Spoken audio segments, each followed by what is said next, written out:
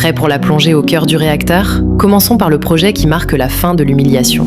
Projet 1, le port en eau profonde de Banana. Pendant des décennies, la RDC a vécu une aberration géographique. Un géant semi-continental avec une façade maritime, mais totalement enclavé logistiquement. Pour importer ou exporter, nous devions payer une dîme à nos voisins. Pointe-Noire au Congo-Brazzaville, Mombasa au Kenya, Dar es Salaam en Tanzanie. Chaque conteneur qui entrait en RDC enrichissait nos voisins et appauvrissait notre économie. C'est là qu'intervient le port de Banana. Ce n'est pas juste un quai, c'est la fin de l'humiliation. Situé à Moanda, dans la province du Congo central, ce projet est le verrou de notre indépendance. Avec un investissement initial estimé autour de 1,2 milliard de dollars, ce partenariat avec le géant émirati DP World change la donne. Pourquoi est-il dans ce top 5 ? Parce qu'en 2026, nous ne sommes plus dans la phase des maquettes en carton. Les travaux de la première phase, qui vise une capacité de plus de 300 000 conteneurs par an, sont une réalité physique. Regardons les chiffres avec une précision chirurgicale. Ce port offre un tirant d'eau de 18 mètres. Pour les non-initiés, cela signifie que les plus grands navires du monde peuvent accoster directement chez nous, sans transbordement coûteux. C'est une réduction directe des coûts d'importation pour tout le pays. Le prix du riz, du ciment, des matériaux de construction à Kinshasa dépend directement de la réussite de ce projet. Mais attention, le port seul ne suffit pas. C'est une guerre de corridors. Le port de Banana doit être relié. Et c'est là que la stratégie se complexifie. Le projet inclut la modernisation de la route et à terme, la connexion ferroviaire vers Matadi et Kinshasa. Sans cela, le port est une île déconnectée. La stratégie a changé. DP World ne vient pas faire de la philanthropie. Il sécurise une entrée sur l'un des plus grands marchés d'Afrique centrale. Pour la RDC, c'est aubaine, mais c'est aussi un défi de souveraineté. Nous devons nous assurer que ce port serve l'industrie congolaise naissante et ne devienne pas simplement une porte d'entrée plus large pour les produits chinois ou turcs qui inondent nos marchés. L'enjeu pour 2026, c'est la mise en service effective des premiers quais. Si ce calendrier est tenu, la RDC récupère sa voix dans le concert maritime mondial. C'est un levier de négociation diplomatique colossal. Nous ne serons plus le client de nos voisins, mais leurs concurrents. Et croyez-moi, cela inquiète beaucoup de monde dans la sous-région. Projet 2, la mine de Kamoa-Kakula. Passons au monstre. Si le port de Banana est la porte d'entrée, Kamoa-Kakula est le coffre-fort. Situé dans la province du Lualaba, ce n'est pas une simple mine. C'est le complexe de cuivre à la croissance la plus rapide au monde. On l'appelle le géant vert de l'industrie minière. Non pas par écologie, mais par la couleur du dollar et du minerai. Opéré par le Canadien Ivanhoe Mines et le Chinois Zijin Mining, ce projet est la preuve que le scandale géologique est bien réel. En 2026, Kamoa-Kakula n'est plus en phase de démarrage. Elle atteint sa vitesse de croisière pour devenir la deuxième, voire la première plus grande mine de cuivre au monde. Nous parlons de centaines de milliers de tonnes de cuivre à ultra haute teneur. Là où le Chili ou le Pérou doivent creuser des tonnes de roches pour quelques grammes, Kamoa offre des teneurs hallucinantes, parfois supérieures à 5 ou 6%. C'est une anomalie géologique. Mais analysons cela sous l'angle du hard power. Le cuivre est le métal de la transition énergétique mondiale. Pas de voitures électriques sans cuivre, pas d'éoliennes sans cuivre, pas de réseaux intelligents sans cuivre. Le monde a une soif insatiable de ce métal, et la RDC tire le robinet. Les revenus générés par Kamoa-Kakula se comptent en milliards. Pour l'État congolais, via les taxes et sa participation, c'est une manne financière qui doit, je dis bien doit, financer les autres infrastructures. C'est le carburant de notre budget national. Cependant, il y a un mais, un gros mais. À qui profite réellement ce monstre ? Ivanhoe et Zijin sont les opérateurs. La RDC est actionnaire mais minoritaire. Le bras de fer de la souveraineté se joue ici. Comment maximiser les retombées locales ? Comment s'assurer que les sous-traitants sont congolais, que l'ingénierie est congolaise ? En 2026, la phase 3 de l'expansion est critique. Elle inclut une fonderie flash directe sur site. C'est crucial. Pourquoi ? Parce que pendant des décennies, nous avons exporté du concentré, c'est-à-dire de la terre riche en cuivre, pour qu'elle soit fondue en Chine ou en Zambie. Nous exportions nos emplois et notre valeur ajoutée. Avec la fonderie de Kamoa, nous produirons du cuivre blister, pur à 99%, directement sur les sols congolais. C'est un pas de géant vers l'industrialisation. C'est ça, la vraie indépendance. Ne plus vendre de la terre, mais vendre du métal. Projet 3. L'industrie des batteries et le cobalt stratégique. Mais le cuivre n'est que l'armature. Le cœur du réacteur, c'est le cobalt et la chaîne de valeur des batteries. Voici le projet le plus ambitieux, le plus risqué et le plus géopolitique de notre liste. L'initiative de fabriquer des précurseurs de batteries en RDC. Rappelons les faits. La RDC produit environ 70% du cobalt mondial. Sans nous, la révolution verte s'arrête net. Apple, Tesla, Samsung, ils dépendent tous de ce qui sort de notre sol dans le Haut-Katanga et le Lualaba. Jusqu'à présent, la Chine contrôlait la quasi-totalité du raffinage. Mais la stratégie a changé. Les États-Unis se sont réveillés. Nous avons assisté à la signature d'un partenariat stratégique historique entre les États-Unis, la RDC et la Zambie. L'objectif ?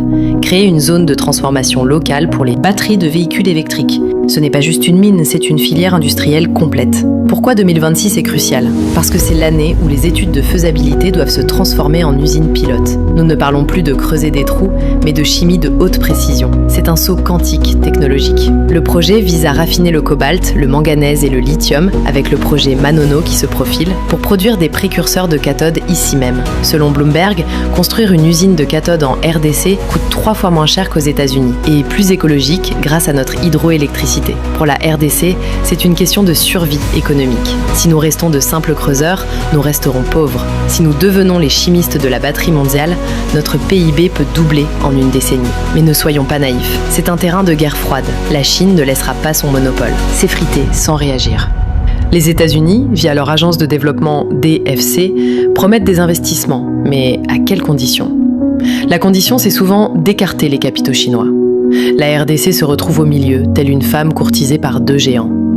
Notre rôle, en tant que patriotes et stratèges, est de veiller à ce que nous ne changions pas simplement de maître. Que ce soit Pékin ou Washington, l'intérêt doit être Kinshasa.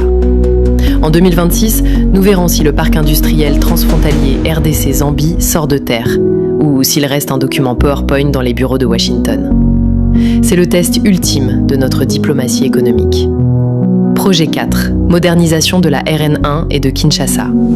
Quittons les mines pour revenir au cœur politique et démographique du pays, Kinshasa. On ne peut pas prétendre être une puissance émergente avec une capitale qui suffoque. Kinshasa, c'est bientôt 20 millions d'habitants. C'est plus que beaucoup de pays européens entiers. Si Kinshasa s'effondre, le pays tremble.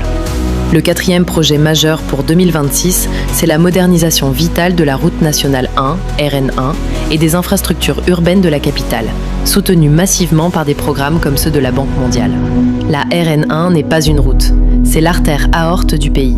Elle relie l'océan à la capitale. Tout ce que vous mangez, tout ce que vous construisez passe par là. Sa modernisation et son élargissement sont une question de sécurité nationale. En 2026, des travaux de réhabilitation et de sécurisation des points critiques doivent garantir un flux ininterrompu, capable d'absorber le trafic du nouveau port de Banana dont nous avons parlé. Mais ce n'est pas tout. Regardons l'eau. Le complexe de l'usine de traitement d'eau de l'Ozone, c'est l'un des plus grands d'Afrique centrale.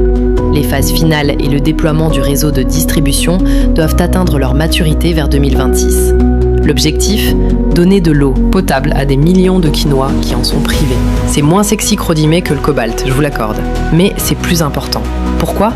Parce que la stabilité sociale en dépend. Un peuple qui a soif est un peuple en colère. Un peuple en colère ne construit pas l'avenir, il brûle le présent. Le projet Kinshasa-Elenda et les autres initiatives d'urbanisme visent aussi à lutter contre les érosions qui menacent d'engloutir des quartiers entiers. C'est une guerre contre la nature et contre des décennies de négligence. En 2026, nous devons voir une Kinshasa qui respire mieux. Des rocades, des routes secondaires asphaltées, une desserte en eau stabilisée. C'est la condition sine qua non pour attirer les investisseurs. Personne n'installe son siège social dans un bidonville géant. La modernisation de Kinshasa est le vitrine de notre renaissance. Projet 5, les gaz du lac Kivu. Finissons par le projet le plus technique, mais peut-être le plus révolutionnaire pour les IL, l'est du pays. Le gaz du lac Kivu. Pendant longtemps, ce lac a été vu comme une menace mortelle. Une éruption limnique pourrait tuer des millions de personnes par asphyxie au gaz. Mais la science et l'ingénierie permettent aujourd'hui de retourner cette arme contre la pauvreté. Regardons la réalité en face. De l'autre côté de la rive, le Rwanda exploite déjà ce gaz pour produire de l'électricité depuis des années. C'est notre miroir stratégique. La RDC a pris du retard, un retard coupable. Mais ce retard est en train d'être comblé. Les blocs gaziers ont été mis aux enchères. Des sociétés nord-américaines et congolaises se positionnent. L'objectif pour 2026 est clair. Voir les premières unités de production d'électricité gas to power injecter des mégawatts dans le réseau de l'Est. Pourquoi est-ce critique ? Parce que l'industrialisation de l'Est de la RDC est la seule façon de ramener la paix durable.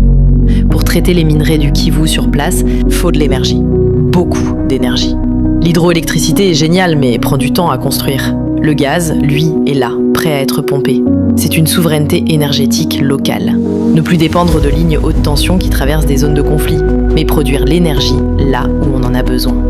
Goma et Bukavu pourraient devenir des pôles industriels autonomes grâce à ce gaz, transformer une menace de mort en source de vie et de richesse.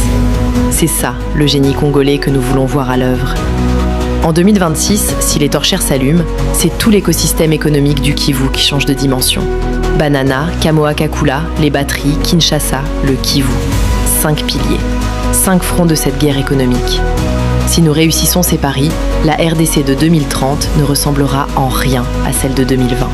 Nous passons d'un scandale géologique passif à une puissance industrielle active. Mais attention, rien n'est garanti. Les prédateurs rôdent, la corruption guette, et l'inertie administrative est notre pire ennemi. Ces projets ne sont pas des cadeaux, ce sont des conquêtes. Ils demandent de la vigilance citoyenne. C'est votre rôle, c'est notre rôle, de surveiller, d'exiger des comptes et de comprendre ces enjeux.